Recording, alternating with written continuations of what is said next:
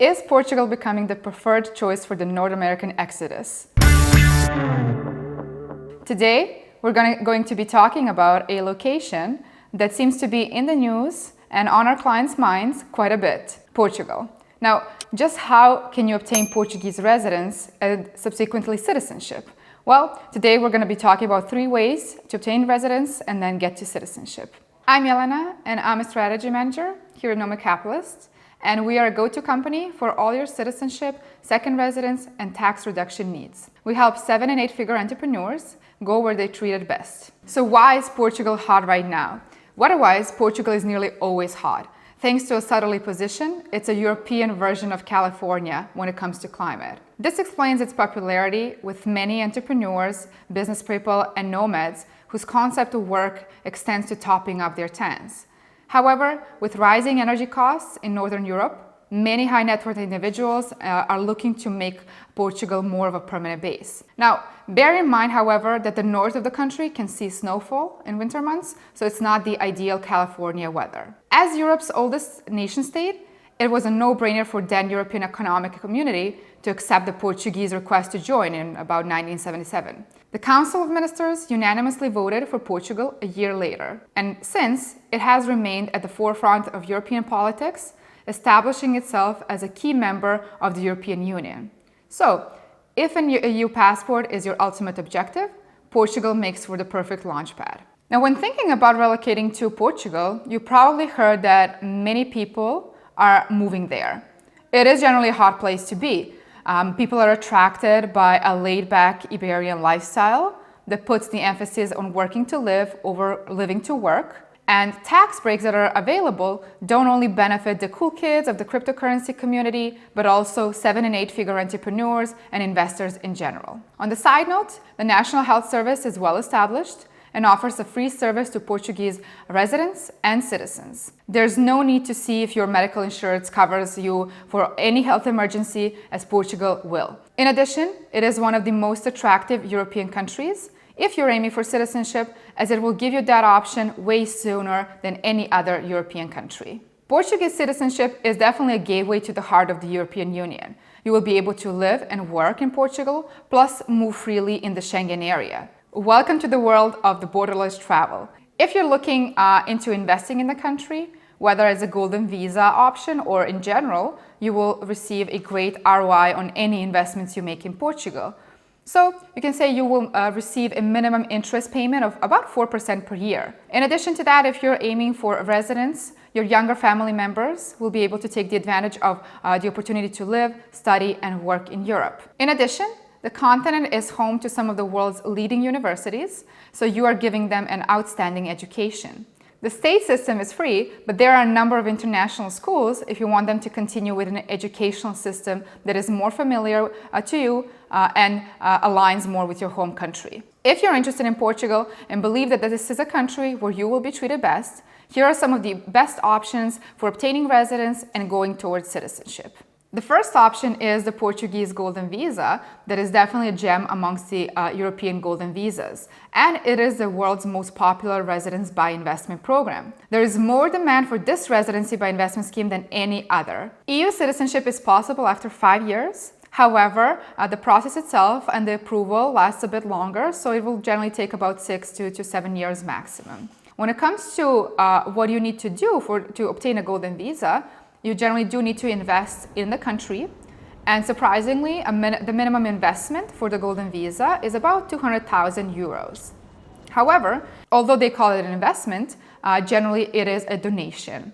And if you're looking at more of an investment in a property or a fund, those investments start from 350,000 euros. If you want to invest 350,000 euros, you would generally have to do that in a renovation property that is about 30 years old and is in a rural area. Otherwise, you are able to invest about €500,000 in more urban cities. And also there's an opportunity to invest in a Portuguese fund. Again, the investment amount there would be €500,000. To become a citizen of Portugal, you will need to show that you have ties with the country, even if you don't live there full time. You're also required to demonstrate Portuguese language skills. That means being able to speak Portuguese to an A2 level standard.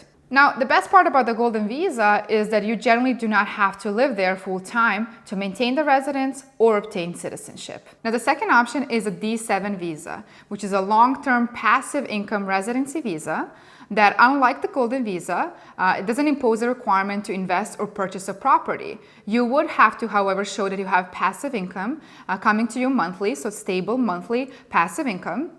From interest, from rental income, from dividends or similar, to meet the eligibility criteria. That amount differs depending on whether you are applying as a single applicant or as a family. And generally for a single applicant, you would need to show, and we would recommend at least 15,000 euros. And then you would need to show additional amounts for your spouse and your kids. Now, in order for your kids to be dependents and qualify, they generally must be enrolled into a school or university in Portugal. Once you obtain this, you get a temporary residence permit that is valid for 2 years, and it must be renewed at the end of the second year, and then you get it for another 3 years. In order to keep your temporary residence permit, you would have to spend at least 6 consecutive months in Portugal or 8 non-consecutive months to maintain the residence. Now, what do you need to do to qualify for this D7 visa? First off, the first step would be to open a bank account in a Portuguese bank, which can be done remotely or in person, depending on which route you want to take. Then you have to collect a number of documents that you will need for the application itself. The next steps in the process are scheduling the appointment at the relevant embassy or consulate in your place of residence. So opposed to common belief, the process starts in your place of residence. And then you would actually have to go to Portugal after that. Now, after you attend the appointment, you will wait for your visa. It would probably take around 1 or 1.5 months to issue the visa. Once the visa is obtained, you will have 4 months to travel to Portugal and attend an appointment at the immigration office in Portugal. And after that immigration appointment, only then the residency card will be issued to you in about 1 or 2 weeks. When it comes to documents, one of the first things you will need is a valid travel insurance that will allow you medical coverage, including medical emergencies, and even in cases of death and COVID-19. Second thing you will need is a definitely criminal record from your country of origin or country of residence for the last year. And the validity of that document would be about 3 months, so you need to be careful about that as well. Now, the third option is a D2 visa, which is the lesser known of the 3 that we're mentioning here today. And it generally targets non-European entrepreneurs and business people. So, if you want to start a business in Portugal or relocate your company there, this is the visa for you. You would have to present a business plan, and you would have to show evidence of sufficient income to qualify. In addition to that, the Portuguese immigration authorities will also quiz you why you chose Portugal for the location of your startup or relocation of your current company. When it comes to the minimum income required for maintaining your stay in Portugal, it is roughly about 700 euros for 12 months, so times 12 months, in addition to the investment budget.